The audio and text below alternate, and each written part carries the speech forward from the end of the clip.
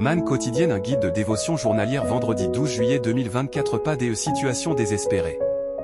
Texte, Marc 5, 22-24, 35 à 43 versets. C'est le accent aigu, il la saisit par la main, et lui dit, Talitha Koumi, ce qui signifie, jeune fille, lève-toi, je te le dis, Marc 5h41.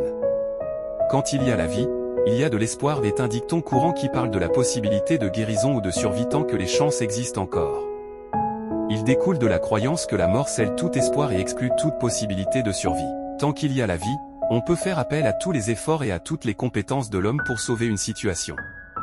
Mais une fois que la vie s'éteint, et que la mort s'installe, les connaissances humaines, l'argent, la position et les relations ne peuvent rien faire.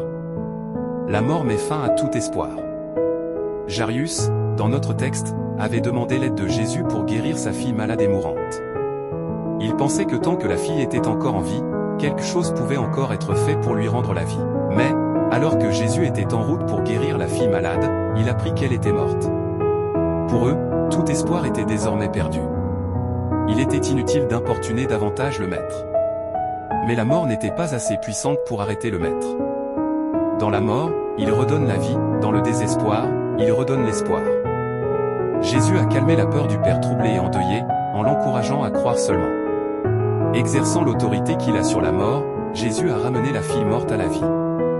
Avec Jésus, aucun cas n'est désespéré. Toutes les connaissances, compétences et expertises humaines peuvent échouer, les sciences médicales du monde entier peuvent ne pas résoudre votre problème, vos rêves, ambitions et projets peuvent avoir été déclarés morts, ne donnant aucun espoir ou solution de la part de l'homme, mais avec Jésus, aucune situation n'est sans espoir.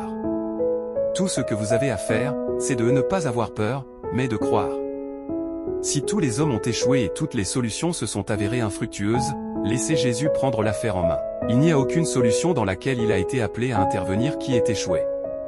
Si vous croyez absolument au Seigneur aujourd'hui et faites la sourde oreille à tous ceux qui pleurent et gémissent et qui veulent vous faire croire que votre fille est morte et enterrée, et que vous abandonnez ainsi la foi et l'espérance, votre fille, votre joie de vivre, se relèvera sur l'ordre de Jésus. Avec Jésus, aucun cas n'est désespéré. N'abandonne pas l'espoir. Pensez du jour avec Jésus, il y a de l'espoir dans toute situation désespérée. La Bible en 1 Genèse 35 à 37.